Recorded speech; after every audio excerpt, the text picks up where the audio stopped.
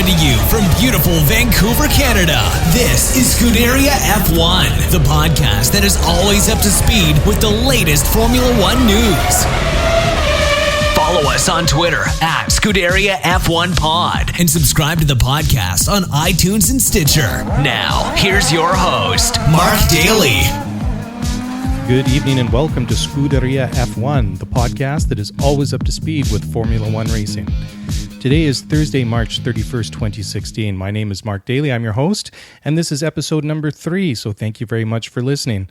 Yes, well, March has gone by and literally in the blink of an eye. I can't really believe it myself, but here we are just starting another Grand Prix weekend, this time in Bahrain for round number 2, and that is always a very good thing. So I do apologize right off the top here. I had intended to release an episode earlier in this week, but I had some problems with some of the equipment here in the studio, so I've had to do some repairs and some fixing over the last couple of nights as my schedule has allowed, but everything's back online. We're all good to go, and that's actually a good thing because as soon as I get finished with this episode, I've got another podcast to record for my other show for From the Back Line. There's been plenty of other things happening in the soccer world and the Vancouver Whitecaps, so it's going to be a busy night for me, but that's just fine. I enjoy doing all of this.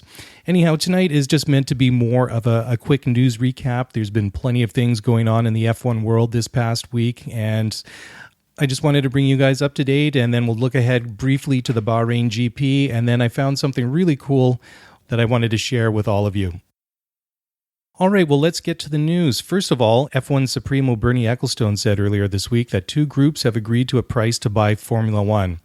Bernie said that the ultimate decision to sell the commercial rights rests with CVC Capital, who own the majority of the shares in Formula One with about 35%. It is not known at this time whether or not Stephen Ross, owner of the NFL's Miami Dolphins, is involved with one of the 2 groups who have made a bid to buy F1. But last year, in June 2015, Ross was reported to be lining up a $7.8 billion bid on behalf of the Qatar Sports Investment. Now, this comes in the wake of a letter that was issued by the Grand Prix Drivers Association last week, in which the drivers called for more reform of F1's governing structure. Ecclestone actually did reply to the GPDA last week with a letter of his own saying that he agrees with F1's decision-making structure is obsolete and ill-structured. Bernie has also been in the news for other reasons this week and also surprisingly revealed that Las Vegas has a contract to host a Grand Prix. While there isn't a date for a race in Vegas set at this point, Ecclestone stated that it's very unlikely that the F1 calendar will expand beyond the 21 races scheduled for this year, stating that some of the guys at the teams are absolutely shattered. Now, the real shocker about this whole F1 to Vegas thing is not that they're going to go to Vegas at all, but perhaps that they're going to go to Vegas at the expense of dropping Monza. Now, Ecclestone also said that obviously, Monza has a contract for this year, but 2017 and beyond is up in the air and is in real doubt, which is a real shock because Formula One has been going to Monza every year since the World Championship started in 1950. So that's 66 years at Monza at one of the world's most iconic racetracks. Now, Ecclestone actually played down the importance of having a Grand Prix in Italy, saying that you couldn't have Formula One without a race in France. So, well, that's true. Fair enough. The last French Grand Prix was held at Magny-Cours in 2008 when Felipe Massa and Kimi Räikkönen finished 1-2 for Ferrari. Now, news has also been coming out in recent days regarding the computer analysis of the new cars that will debut in 2017. Now, the computer modeling suggests that the new cars could be up to 10 kilometers an hour slower in a straight line, but up to 35 kilometers an hour faster in corners and sustain a lateral force of up to 5.5 Gs. The slower straight line speed is a result of the wider cars and tires and possibly a cockpit halo that we might see introduced next year. And this would basically require the car to punch a bigger hole in the air as the car pushes and moves itself down the track. The analysis of Turn 3 at Barcelona, which is currently taken in 5th gear at 240 kilometers an hour, could increase to a speed of 270 kilometers an hour if the analysis does actually prove to be true. Now, these predicted higher speeds have actually raised safety concerns, but F1 race director Charlie Whiting stated that he believes that the current circuits will still fall within the FIA safety standards for next year and beyond. Meanwhile, over at Williams, technical director Pat Simon said that the rules that allowed American newcomers Haas to join the sport may not actually be healthy for Formula One. Now, Haas made a big splash at the Australian Grand Prix a couple of weeks ago when Romain Grosjean finished sixth, making Haas the very first team since Toyota in 2002 to score points on their debut. Simons believed that the status of a Formula One constructor is gradually being eroded because the number of so-called listed parts that a team must produce has been reduced over the years. The non-listed parts supplied to Haas by Ferrari, because the two teams have a technical relationship, it includes access to Maranello's state-of-the-art wind tunnel, the latest specification of Ferrari's engine, and other parts. Now, Gene Haas was ecstatic, and understandably so, with his team's performance in Australia, and believes that the team proved that it is actually a solid midfield runner and that they will continue to improve this year and beyond. Also in the news this week, 18-year-old Dutchman Max Verstappen said this week in Italy's Gazzetta dello Sport that he admires five-time world champion Sebastian Vettel as a model professional who knows how to get the best from his team. Verstappen had an outstanding rookie F1 season in 2015 and has loosely been linked to Ferrari for some time. Now, Max's comments do make sense because who wouldn't admire Seb and what he's accomplished in F1? But is it also a roundabout kind of way declaring his interest? Because Kimi Räikkönen is pretty much at the end of his career, and you have to think that there are going to be any number of drivers that will be interested in that number 2 seat at Ferrari.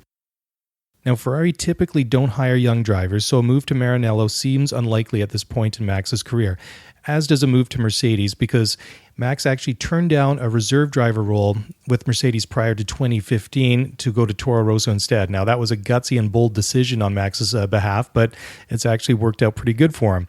Now, most likely Verstappen could make a move from Toro Rosso to the Red Bull team and partner Daniel Ricciardo, and that would be most likely at the expense of Danny Kvyat, obviously.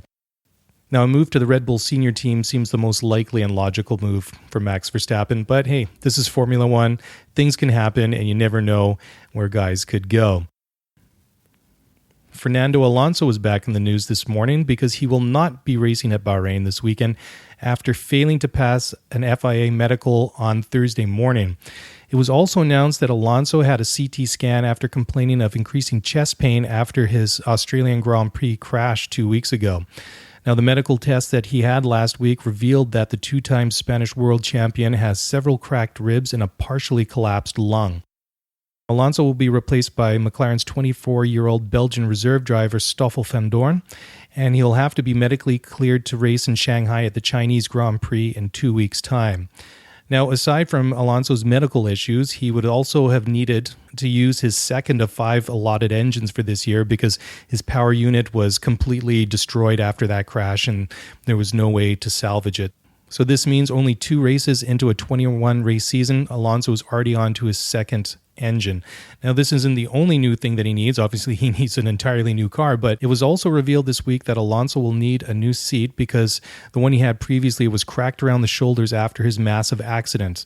Now, while the seat cracked and did not break suggests that it actually flexed as needed and absorbed the energy, but it also suggests that he sustained an impact in excess of 46 Gs, which is absolutely mind-boggling. So hopefully Alonso is back to full fitness in a couple of weeks and we'll see him racing in China.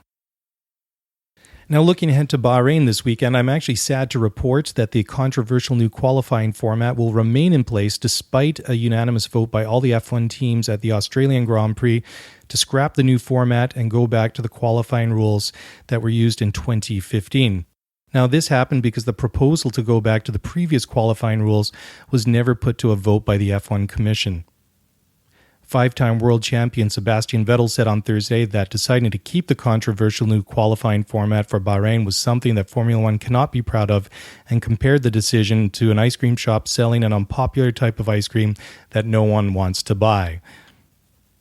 So let's take a quick look at the Grand Prix this weekend. The Bahrain Grand Prix at the Bahrain International Circuit was first held in 2004 and was won that year by Michael Schumacher in the Ferrari.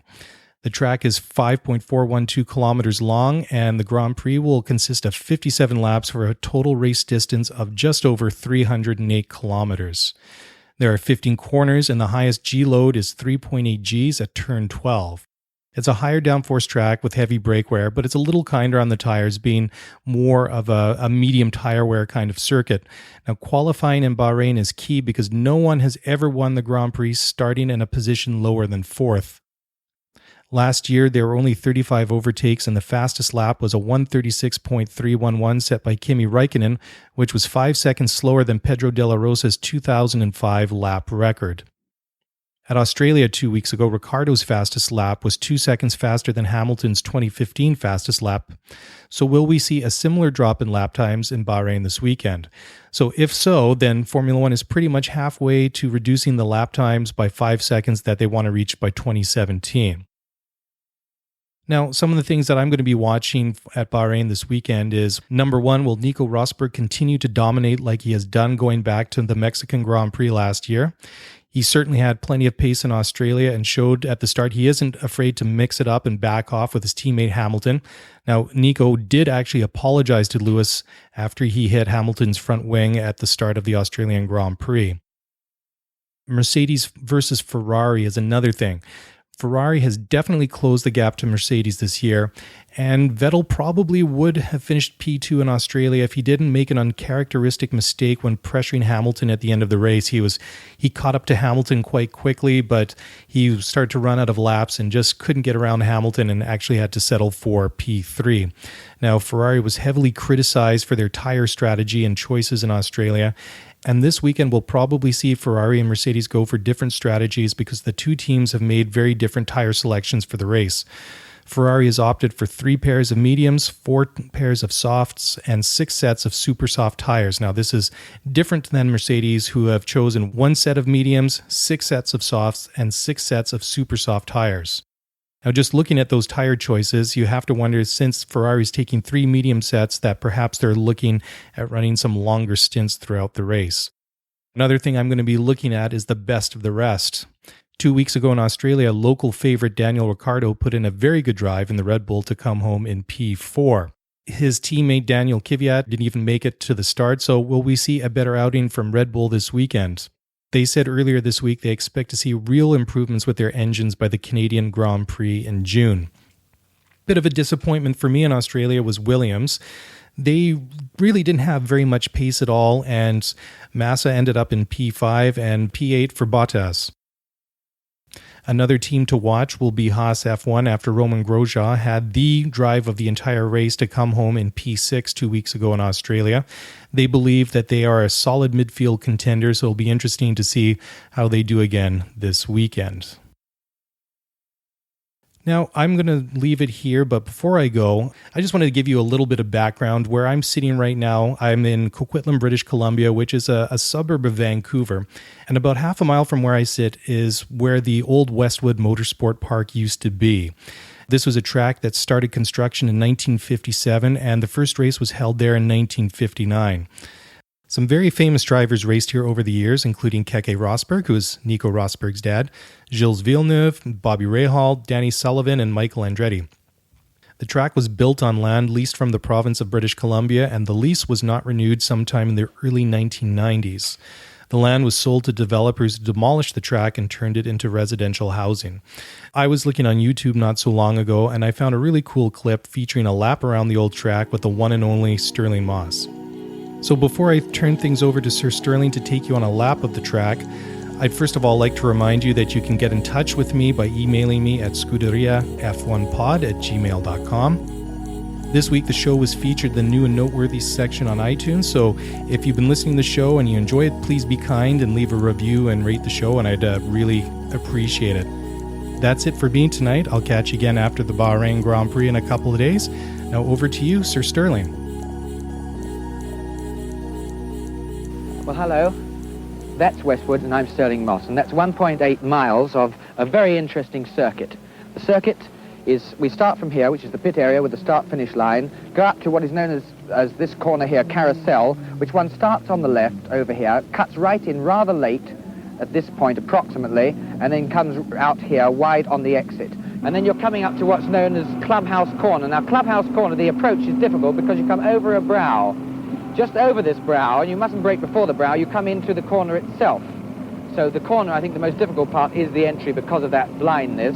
Then we go round this left-hander, which is Clubhouse Corner, and then we start going down in a very, very long, sweeping right-hander called Valley Corner Curve. We're now in Valley Corner Curve, and it's downhill. It's difficult because as you get to the bottom, it tightens round a bit. And you're then starting into the back straight, which is known as Mountain Straight. You come over a skyline, which of course you can't see, but you know the road is straight slightly to the left. It goes slightly to the left of you. You come over this, and then you've got a downhill piece just through Deer's Leap. Deer's Leap, I suppose, is because people more or less take off, and you come into then an unmarked, or as far as I know, an unnamed corner, which I would just call the hairpin, which is the slowest corner on the circuit, which one takes, of course, from the very left-hand side of the circuit. You go right into the right, bang on the apex, and then you hold it in, and then you let it feather off to the left, just before you come to what's known as the S's. But the S's, in a fast car, are quite difficult, because you've got to get over to the left, ready to take the more difficult right-hand section, which is followed immediately by what they call the S's, and that is, in fact, a left-hand corner, which then leads you back into, which I would call the home straight, that is the pit area, and then you come along through the pit area, and then we're back, and we've completed one lap, and that is the complete circuit. It may sound simple, but believe me, when you're going quickly, this is quite a difficult course.